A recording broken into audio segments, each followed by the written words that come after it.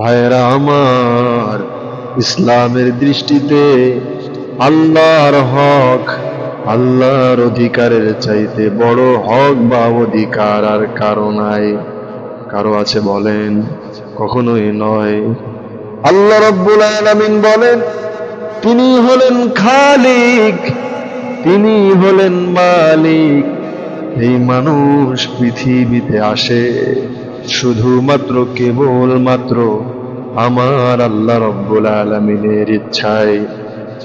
অর্থাৎ এই পৃথিবীতে মানুষ আসে একমাত্র একজন সত্তা, তিনি হলেন আল্লাহ। তার ইচ্ছায় রব্বুল আলামিন যদি ইচ্ছা না করতেন, আমি আপনি কখনো এই পৃথিবীতে আসতে পারতাম না, পৃথিবীর মায়া কখনো আমরা দেখতে পারতাম না। আবার রব্বুল আলামিন যখন ইচ্ছা করবেন, এই পৃথিবীর মায়া ত্যাগ করে আমাদেরকে গহীন কবরের ভিতরে চলে যেতে হবে। তাহলে মানুষের জন্ম এবং মৃত্যু সব কিছুই হলো আমার আল্লাহ রব্বুল আলামিনের হাতে। ভাইরা আমার, এই মানুষ পৃথিবীতে আসে শুধুমাত্র আল্লাহ রব্বুল আলামিনের ইচ্ছায়, কিন্তু একটা উসিলা মাধ্যম আল্লাহ রব্বুল আলামিন নির্ধারিত করে দিয়েছেন। সেই উসিলা, সেই মাধ্যমটা হলো মাতা পিতা। রব্বুল আলামিন কোরআনুল কারীমের ভিতরে সূরা নিসার 35 নম্বর আয়াতে আমার আল্লাহ রব্বুল আলামিন নিজের হক অধিকারের পাশাপাশি মাতা পিতার হক এবং অধিকারের কথা ধারাবাহিকভাবে উল্লেখ করেছেন। বলি সুবহানাল্লাহ। তাহলে মাতা পিতার যদি গুরুত্ব নাই হতো, তাহলে রব্বুল আলামিন তিনার অধিকারের পাশে কখনোই, তিনার হকের পাশে কখনোই মাতা পিতার অধিকার, মাতা পিতার হক আদায়ের কথা কখনোই আমার আল্লাহ রব্বুল আলামিন উল্লেখ করতেন না। রব্বুল আলামিন কোরআনুল কারীমের ভিতরে বলতেছেন, ওয়াবুদুল্লাহ ওয়া লা তুশরিকু বিহি শাইআন ওয়া বিল ওয়ালিদাইনি ইহসানা ওয়া বিযিল কুরবা ওয়াল ইয়াতামা ওয়াল মাসাকিনি ওয়াল জারি দিল কুরবা ওয়াল জারিল জুনুবি ওয়াস সাহিব বিল জামবি ওয়া ইবনিস সাবিল ওয়া মা মালাকাত আইমানুকুম ইন্নাল্লাহা লা ইউহিব্বু মান কানা মুখতালান ফখুরা। জোরে বলুন আল্লাহু আকবার। আল্লাহ রাব্বুল আলামিন বলতেছেন, আমার গোলামেরা তোমরা উপাসনা করো শুধুমাত্র আল্লাহর, ইবাদতটা করবে কেবলমাত্র শুধুমাত্র আল্লাহর। এই ইবাদতের ভিতরে, এই উপাসনার ভিতরে তোমরা মোটেও শরীক করবে না। আমরা শুধুমাত্র ইবাদত করব কার বলেন? আমরা শুধুমাত্র ইবাদত করব আল্লাহর। আল্লাহর সাথে আমরা দ্বিতীয় কাউকে শরীক করব না।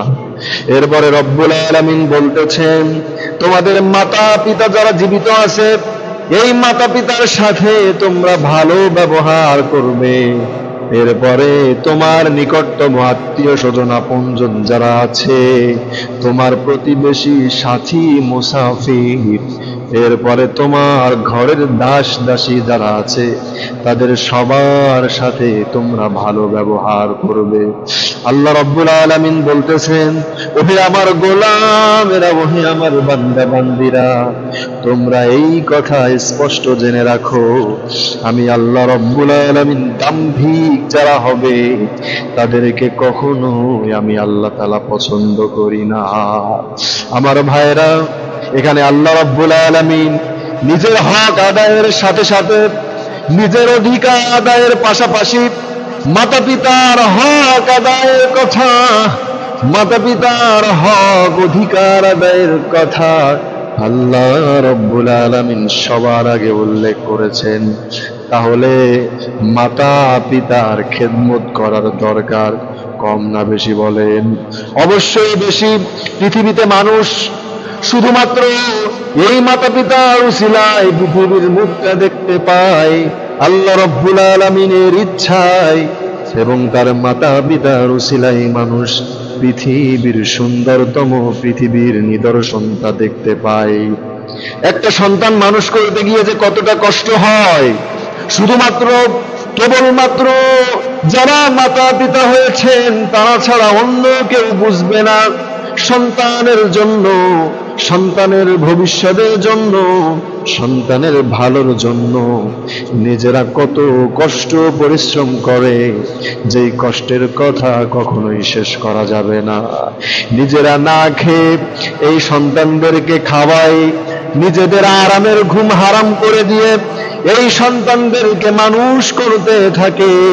অথচ এত কষ্ট করে লালন পালন করলো, এত কষ্ট করে সন্তানদেরকে মানুষ করলো, কিন্তু শেষ বয়সে, শেষ অবস্থায় এই মাতা পিতার ঠিকানা হলো বৃদ্ধাশ্রম। ঠিক কিনা বলেন?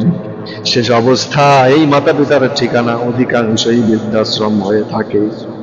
অথচ এই মাতা পিতা যখন সন্তান ছোট ছিল, সন্তানকে এত লালন করে, আদর করে, মায়া করে সন্তানকে যখন মানুষ করতেছিল, তখন কি এই মাতা পিতা মোটেও কি ভেবেছিল আমার সন্তান একদিন আমাকে এই ঘর থেকেই বের করে বৃদ্ধাশ্রমে রেখে আসবে? কখনোই কি ভেবেছিল বলেন? কখনোই এ কথা ভাবে নাই।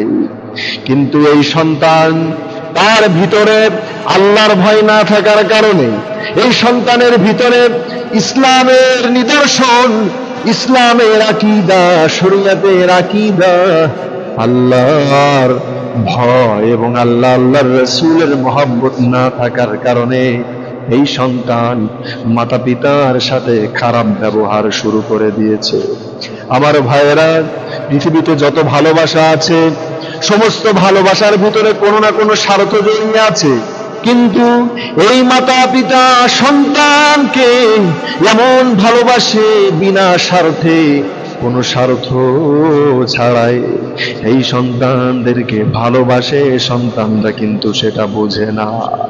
আমার ভাইয়েরা, ভাই ভাইকে ভালোবাসে সেখানে স্বার্থ আছে, বোন বোনকে ভালোবাসে সেখানে অবশ্যই স্বার্থ আছে, স্বামী স্ত্রী, স্ত্রী স্বামীকে ভালোবাসে সেখানে স্বার্থ জড়িয়ে আছে।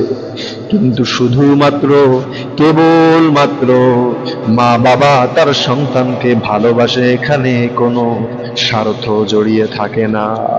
আমার ভাইয়েরা, আপনি আমি দীর্ঘ 8-10 বছর ধরে একাধারে যদি এই মাতা পিতাকে না দিই, তাদেরকে খাইতে পড়তে যদি আমি আপনি না দিই, কিন্তু এই দীর্ঘ 8 থেকে 10 বছর পরে হঠাৎ করে শুনতে পাইল আমার আপনার মাতা পিতা যে আমার সন্তান মোটেও ভালো নাই, আমার সন্তান অসুস্থতার ভিতর দিয়ে দিনগুলো পার করতেছে, আমার সন্তান কঠিন বিপদে পড়েছে, আমার সন্তানকে মানুষ তার উপরে জুলুম করতেছে, আপনি দেখবেন এই মাতা পিতা পাগলের মতো হয়ে ছুটে আসবে সন্তানের কাছে, বুকের সাথে জড়িয়ে নিয়ে বলবে, বাবা জান, তুমি তো আমাকে কষ্ট দিয়েছো, কিন্তু ওই কষ্টের কথা আমি অন্তরের ভিতরে, দিলের ভিতরে রাখি নাই।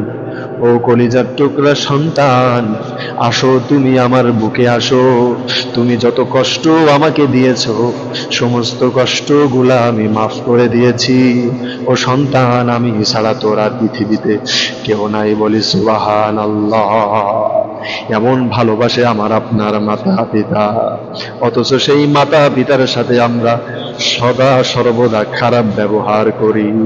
আল্লাহর নবী, বিশ্ব নবী জনাবে মুহাম্মদুর রাসূলুল্লাহ সাল্লাল্লাহু আলাইহি ওয়াসাল্লাম বলতেছেন, ও দুনিয়ার মানুষেরা, তোমাদের পিতার সন্তুষ্টির মধ্যেই হলো আল্লাহর সন্তুষ্টি, আবার তোমার পিতার অসন্তুষ্টির মধ্যেই হলো আল্লাহর অসন্তুষ্টি।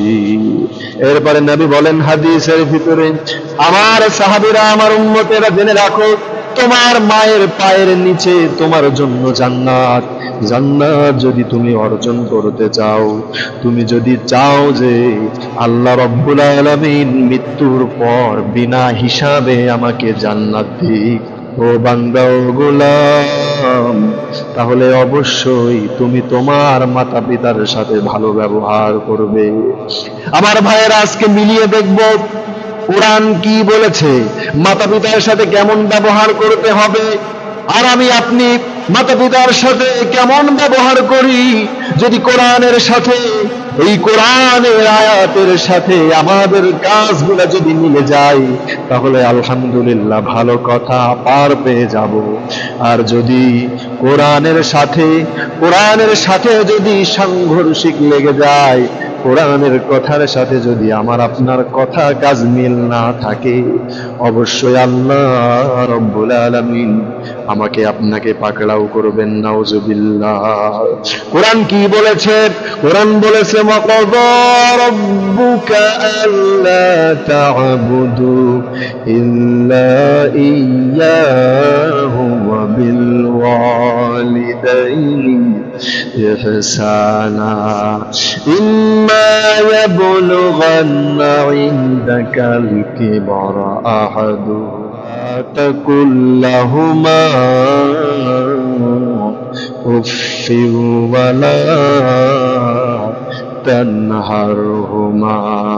ولا تنهرهما وقل لهما قولا كريما واخفض لهما جناح الذل من الرحمة وقل رب ارحمهما كما ربياني صغيرا।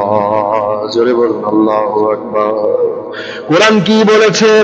আল্লাহ রাব্বুল আলামিন আমাকে আপনাকে আদেশ দিচ্ছেন, ও গোলামেরা, তোমরা তোমাদের মাতা পিতা দুইজনকে অথবা দুইজনের একজনকে যদি বার্ধক্যে উপনীত অবস্থায় যদি পেয়ে যাও, জীবিত অবস্থায়, বৃদ্ধা অবস্থায় যদি তাদেরকে পেয়ে যাও, তাহলে তোমরা তোমাদের মাতা পিতার সাথে তোমরা খারাপ আচরণ করিও না, তাদেরকে তোমরা কষ্ট দিও না, তাদের সাথে শালীন ভাষায়, ভালো ভাষায়, নরম ভাষায় তাদের সাথে কথা বলো, এবং তোমাদের কাজকর্ম থেকে তারা যেন জবান থেকে উফ শব্দটুকু না বলে। যদি এই উফ শব্দটুকু বলে, আমার আরশে আজিম পর্যন্ত বান্দা পৌঁছিয়ে যায়।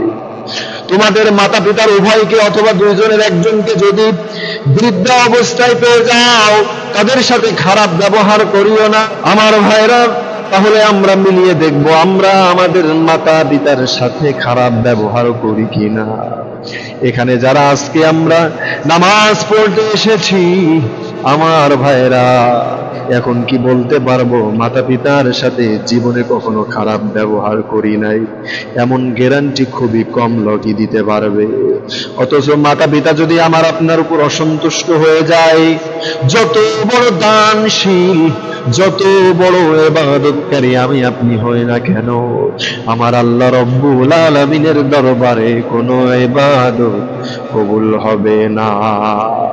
আমার ভাইয়েরা, রাসূলের জামানায় একজন আল্লাহর গোলাম, যার নাম হলো হযরত ওয়াইস কুরুনি রাহমাতুল্লাহি আলাইহি, এই ওয়াইস কুরুনি রাহমাতুল্লাহি আলাইহি রাসূলের জামানায় ইয়ামানে বসবাস করতেন।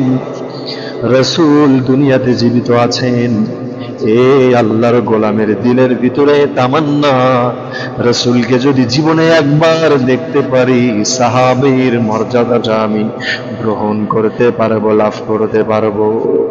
আমার ভাইয়েরা, রাসূলকে দেখার সৌভাগ্য কত জনেরই না ছিল। আমার ভাইয়েরা, এই যে আল্লাহর গোলাম, এই যে একজন আল্লাহর নবীর আশিক, নবী জীবিত আছেন ইয়ামানে বসে, রহমাতুল লিল আলামিনের কাছে তিনি চিঠি লিখলেন, নবী আমার দিলের ভিতরে বড় তামান্না, আমার দিলের ভিতরে বড় আশা, ও নবী আপনার সাথে সরাসরি সাক্ষাৎ করব, আপনার দিদার লাভ করে সাহাবীর মর্যাদাটা আমি অর্জন করতে চাই। কিন্তু নবী আমার একজন বৃদ্ধা মা দুনিয়াতে জীবিত আছে, ও নবী আমার মায়ের খেদমত প্রয়োজন, আমি বাসা থেকে বের হতে পারি না। রহমাতুল লিল আলামিনের কাছে চিঠিটা এই আল্লাহর গোলাম লিখলেন, রহমাতুল লিল আলামিন চিঠিটা পড়লেন।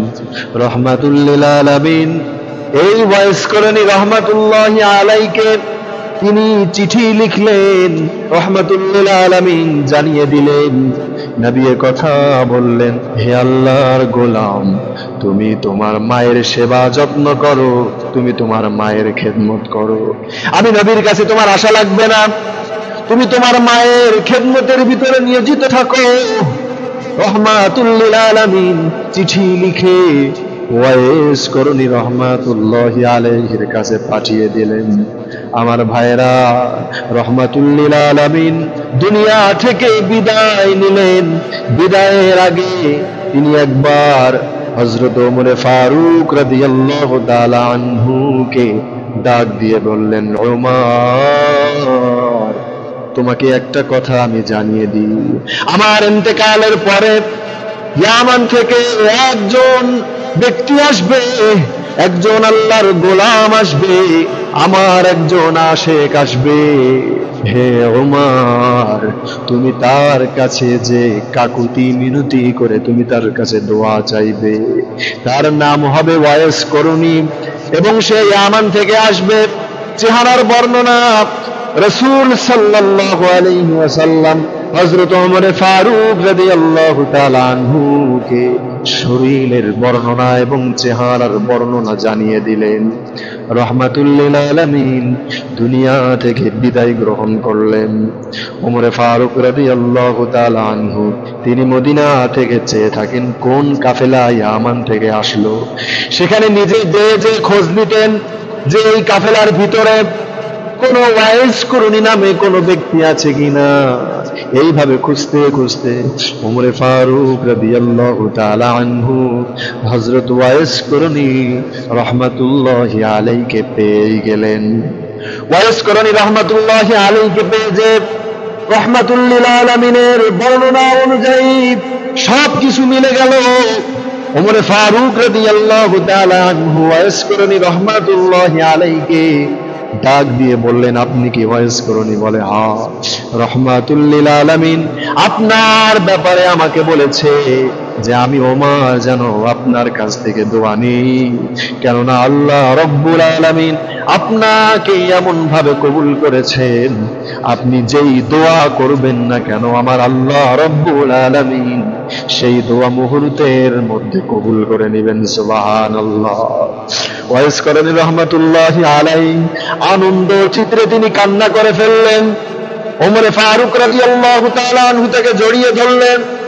এরপরে ওয়াইস করণী রহমাতুল্লাহি আলাইহি বলতেছেন, আপনি তো হলেন খলিফা, আপনার সম্মান কত বেশি, এবং রহমাতুল লিল আলামিনের দিদার লাভ করে আপনি তো সাহাবীর মর্যাদা লাভ করেছেন, এবং প্রসিদ্ধ যে সাহাবী রয়েছে তার মধ্য থেকে আপনি হলেন একজন। হে ওমর আপনি জেনে রাখুন আমার আল্লাহ রব্বুল আলামিন আজকে আমাকে কবুল করেছেন, আমার নবী আমার জন্য দোয়া করেছেন, কেননা ওই অবস্থায় যখন রহমাতুল লিল আলামিন দুনিয়ার ভিতরে জীবিত ছিল আমি রহমাতুল লিল আলামিনের কাছে আসতে পারে নাই মায়ের খেদমতের জন্য। আমি মায়ের খেদমত করেছি, খেদমতের ভিতরে মোটেও আমি ত্রুটি রাখি নাই, যার কারণে আমার আল্লাহ রব্বুল আলামিন আমাকে কবুল করে নিয়েছেন। সুবহানাল্লাহ। আমার ভাইরা, সেই সাহাবেরা দুনিয়া থেকে বিদায় গ্রহণ করেছেন, সেই আল্লাহ রাব্বুল আলামিনের প্রিয় বান্দাগণ তারাও দুনিয়া থেকে বিদায় গ্রহণ করেছেন। আমার ভাইয়েরা, আমি আপনিও যদি আমার আপনার মাতা পিতার সাথে এমন ভালো ব্যবহার করতে পারি, তাদেরকে সেবা যত্ন এবং খেদমত করতে পারি, তাহলে আল্লাহ রব্বুল আলামিন আমাকে আপনাকেও ওইভাবে কবুল করে নিবেন। সুবহানাল্লাহ। এখন যদি বলেন হুজুর, মাতা পিতা দুনিয়াতে জীবিত থাকলে তাদের কাছে তো ক্ষমা চেয়ে নিতাম, তারা তো দুনিয়া থেকে বিদায় গ্রহণ করেছে, হুজুর এখন কি করব? আমার আল্লাহ রব্বুল আলামিন শিখিয়ে দিয়েছেন, গোলামেরা, তোমরা তোমাদের মাতা পিতাদের যাদেরকে হারিয়েছো কবরের পাশে যাও, মুনাজাতের ভিতরে দুহাত তুলে আমি আল্লাহর কাছে দোয়া করো। কি দোয়া আল্লাহ তাআলা শিখিয়ে দিয়েছেন? রব্বির হামহুমা কামা রব্বায়ানি সগীরা, রব্বির হামহুমা কামা রব্বায়ানি সগীরা।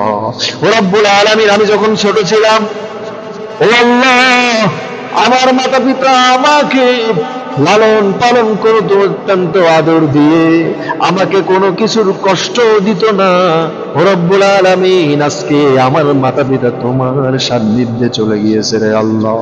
ও রব্বুল আলামিন, জীবিত থাকা অবস্থায় তাদের সাথে কত কষ্ট দিয়েছি, তাদের সাথে খারাপ ব্যবহার করেছি। ও রব্বুল আলামিন, তুমি মাফ করে দাও। এইভাবে যদি আমি আপনি মাতা পিতার কবরের পাশে গিয়ে যদি দোয়া করি, আমার আল্লাহ রব্বুল আলামিন আমাকে আপনাকে মাফ করে দিবেন। সুবহানাল্লাহ। আমার ভাইরা, যাদের মাতা পিতা জীবিত আছে, আজকে যে এই মাতা পিতার সাথে ভালো ব্যবহার করা শুরু করে দিতে হবে। যদি কোনো অন্যায় করে থাকেন, তাদের দু হাত ধরে পা ধরে ক্ষমা চাইবেন, এরপরে আল্লাহর কাছে দোয়া করবেন, আল্লাহ আমার মাতা পিতার সাথে খারাপ ব্যবহার করেছি, ক্ষমা করে দাও। আপনি আমি আমার আপনার মাতা পিতার কাছে গিয়ে যদি হাজার অন্যায় যদি তাদের সাথে করে থাকি, তাদের কাছে গিয়ে যদি ক্ষমা চাই, আমার ভাইরা দেখবেন মাতা পিতা সন্তানকে ক্ষমা না করে থাকতে পারবে না। এজন্য যাদের মাতা পিতা আছে ভালো ব্যবহার করতে হবে। রাজি আছি না নাই বলেন?